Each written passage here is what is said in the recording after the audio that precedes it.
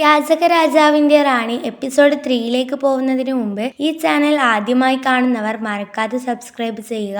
ഇതിന്റെ ഫസ്റ്റും സെക്കൻഡും പാർട്ട് കാണാൻ ലിങ്ക് ഞാൻ ഡിസ്ക്രിപ്ഷനിൽ കൊടുക്കുന്നുണ്ട്. അപ്പോൾ നമുക്ക് ബാക്കി കഥയിലോട്ട് പോവാം. രാജകൊട്ടാരത്തിലെ പടയാളികൾ റയാന്റെ മുന്നിൽ മുട്ടുകുത്തി നിൽക്കുന്നു. ഇത് കണ്ട നമ്മുടെ ഹീറോ അത്ഭുതത്തോടെ റയാനെ നോക്കുന്നു. ഹീറോയുടെ മുഖഭാവം കണ്ട റയാൻ വിഷയം മാറ്റുന്നു. അത് നമ്മുടെ ഹീറോ വിശ്വസിക്കുകയും ചെയ്യുന്നുണ്ട്. റയാൻ അവളോട് നീ ഇപ്പോൾ തനിച്ച് പോയി സാധനം വാങ്ങിക്കോ, ഞാൻ ഇവരോട് സംസാരിക്കട്ടെ എന്ന് പറഞ്ഞ് നമ്മുടെ ഹീറോയെ അവിടെ നിന്ന് പറഞ്ഞു വിടാണ് ചെയ്യുന്നത്. ശേഷം രാജകുമാരൻ ഹീറോയുടെ വീട്ടിലേക്ക് വിലപിടിപ്പുള്ള സമ്മാനങ്ങൾ അയക്കുക എന്ന് പറഞ്ഞ് റയാൻ കൊട്ടാരത്തിലേക്ക് പോകുന്നു. പിന്നെ കാണിക്കുന്നത് നമ്മുടെ ഹീറോയുടെ വീടാണ്. അവൾ അവിടേക്ക് പോയി വീടിന്റെ പുറത്ത് നിന്ന് എല്ലാവരെയും വിളിക്കുന്നുണ്ട്. അപ്പോൾ അവിടേക്ക് തന്റെ അനിയത്തിയും ഡേവിഡുമാണ് വന്നത്. ഹീറോയെ ഒറ്റയ്ക്ക് കണ്ട അനിയത്തി, നീ ഒറ്റയ്ക്കാണോ വന്നത്? നിന്റെ പിച്ചക്കാരനായ ഭർത്താവിനെ എല്ലാവരുടെയും മുന്നിൽ പരിചയപ്പെടുത്താൻ നാണക്കേടായതുകൊണ്ടാണോ അവനെ കൊണ്ടുവരാത്തത് എന്ന് അനിയത്തി ചോദിക്കുന്നു. ഇത് കേട്ട ഹീറോ അദ്ദേഹം വരാൻ തയ്യാറായതാണ്, പെട്ടെന്ന് ജോലിയുള്ളത് കൊണ്ട് പോയതാണെന്ന് പറയുന്നു. അപ്പൊ ഡേവിഡ്, പിച്ചക്കാരന്റെ കൂടെയല്ലേ ജീവിക്കുന്നത്, അതുകൊണ്ട് നിനക്ക് വളരെ കഷ്ടപ്പാടായിരിക്കുമെന്ന് പറഞ്ഞ് അപമാനിക്കുന്നുണ്ട്.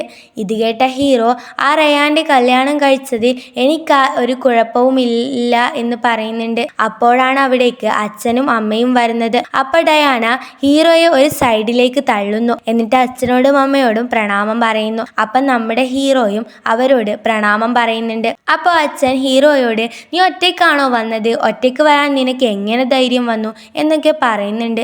അപ്പം തന്നെ അമ്മയും നിന്റെ ഭർത്താവിന് രാവിലെ എന്താ പണി, ഞങ്ങൾക്ക് സമ്മാനമൊന്നും കൊണ്ടുവന്നില്ലേ എന്നൊക്കെ പറയുന്നു. ആ സമയത്ത് ഡയാന അമ്മയോട് അയാൾക്ക് ഒന്നും തരാൻ പറ്റില്ലല്ലോ, അയാളൊരു പിച്ചക്കാരനാണെന്ന കാര്യം നിങ്ങൾ മറന്നുപോയോ എന്നൊക്കെ പറഞ്ഞ് നമ്മുടെ ഹീറോയെയും റയാനെയും ഒരുപോലെ അപമാനിക്കുന്നുണ്ട്. അപ്പോൾ ഡേവിഡ് അച്ഛനോട് അങ്ങേക്കായി ഞാൻ കുറച്ച് സമ്മാനങ്ങൾ കൊണ്ടുവന്നിട്ടുണ്ടെന്ന് പറയുന്നു. ഇത് കേൾക്കുന്ന അച്ഛനും അമ്മയും വളരെ സന്തോഷിക്കുന്നു. അതോടൊപ്പം അമ്മ, ചിലർ പിച്ചക്കാരനെ കല്യാണം കഴിച്ച് ജീവിതം നശിപ്പിച്ച് വെറും കൈയോടെ വന്നു നിൽക്കുന്നു എന്നൊക്കെ പറഞ്ഞ് നമ്മുടെ ഹീറോയെ വല്ലാണ്ട് അങ്ങോട്ട് താഴ്ത്തി പറയുന്നുണ്ട്. അത് കേൾക്കുന്ന ഹീറോ താൻ സ്വന്തമായി നിർമ്മിച്ച 2 ചെറിയ സമ്മാനം അവർക്ക് കൊടുക്കുന്നു. ഇത് കാണുന്ന അച്ഛനും അമ്മയും അനിയത്തിയും ഡേവിഡും എല്ലാം ഒരുപോലെ കളിയാക്കിച്ചിരിക്കുന്നുണ്ട്. എന്നിട്ട് അച്ഛൻ അത് താഴേക്ക് എറിഞ്ഞ് നിന്നെ കൊണ്ട് ഒരു ഉപകാരവും ഇല്ലാണ്ടായി പോയല്ലോ എന്ന് പറഞ്ഞ് ഷൗട്ട് ചെയ്യുന്നു. ഇത് കേട്ട നമ്മുടെ ഹീറോയ്ക്ക് നല്ല സങ്കടവും ദേഷ്യവും ഒരുപോലെ വന്നെന്നുള്ളത് ഹീറോയുടെ മുഖം കണ്ടാൽ നമുക്ക് മനസ്സിലാവും. അപ്പൊ തന്നെ ഡയാനയും ഡേവിഡും നമ്മുടെ ഹീറോയെയും റയാനെയും ഓരോന്ന് പറഞ്ഞ് കളിയാക്കിച്ചിരിക്കുന്നുണ്ട്.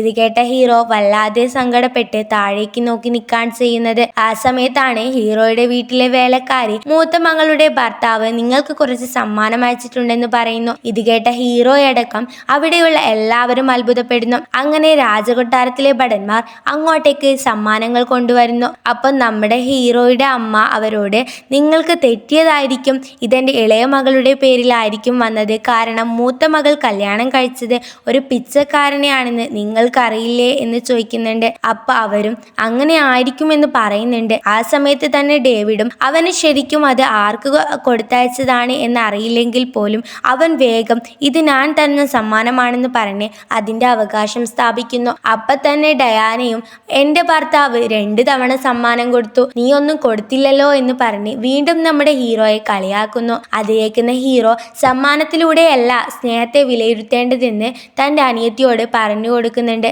അപ്പൊ ഹീറോയുടെ അച്ഛൻ, ഞങ്ങൾ ഇത്രയൊക്കെ പറഞ്ഞിട്ടും നീ ആ പിച്ചക്കാരനെ തന്നെ വിവാഹം കഴിച്ചതും പോരാ, ഞങ്ങളുടെ മുമ്പിൽ ആ വെറും ഒരു പിച്ചക്കാരനെ സപ്പോർട്ട് ചെയ്യാൻ നിനക്ക് നാണമില്ലേ എന്ന് പറഞ്ഞ് ഹീറോയോട് ദേഷ്യപ്പെടുന്നു. അത് കേൾക്കുന്ന ഹീറോ വളരെ വിഷമത്തോടെയും ദേഷ്യത്തോടെയും ഞാൻ ഒരാളെ വിവാഹം ചെയ്തതിൽ നിങ്ങൾ എന്നെ വളരെ അപമാനിക്കുന്നുണ്ട് എന്ന് പറയുന്നു. അത് കേട്ട അച്ഛൻ, എന്റെ ഇളയ മോൾ വലിയ അഭിമാനമാണ് ഉണ്ടാക്കിയത്, എന്നാൽ നീ ഒരു പിച്ചക്കാരനെ കല്യാണം കഴിച്ച് ഞങ്ങൾക്കെല്ലാം വലിയ അപമാനമാണാക്കി തന്നത്. അത് കേട്ട ഹീറോ ചെറിയ പുച്ഛത്തോടെ, ഇതിൽ എന്താണ് അപമാനം, അവൾ വലിയ വീട്ടിലെ ആളെ കല്യാണം കഴിച്ചെന്ന് വെച്ച് അവൾ വലുതാവുന്നില്ലല്ലോ എന്ന് പറയുന്നു.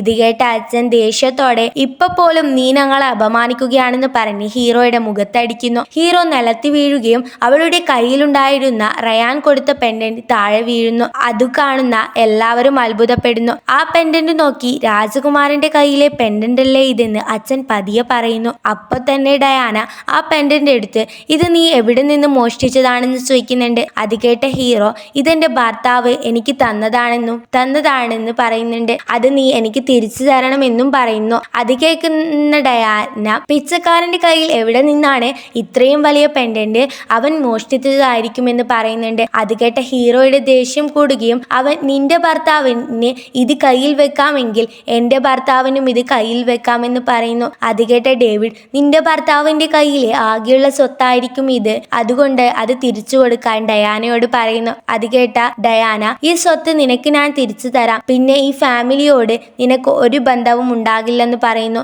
അത് കേട്ട ഹീറോ അച്ഛനോട് ഞാനും അച്ഛന്റെ സ്വന്തം മകളാണ്, അച്ഛന്റെ മുമ്പിൽ നിന്നാണ് അവൾ ഇങ്ങനെയൊക്കെ പറയുന്നത്, എന്തുകൊണ്ടാണ് അച്ഛൻ മറുത്തൊന്നും പറയാത്തെന്നും ചോദിക്കുന്നുണ്ട്. ഇത് കേട്ട അച്ഛനും ഞങ്ങളെ വകവയ്ക്കാതെയാണ് നീ ആ പിച്ചക്കാരനെ കല്യാണം കഴിച്ചത്, അതുകൊണ്ട് എനിക്കിനി ഒരൊറ്റ മകളെ ഉള്ളൂ, അതെന്റെ രണ്ടാമത്തെ മകളാണെന്ന് പറയുന്നു.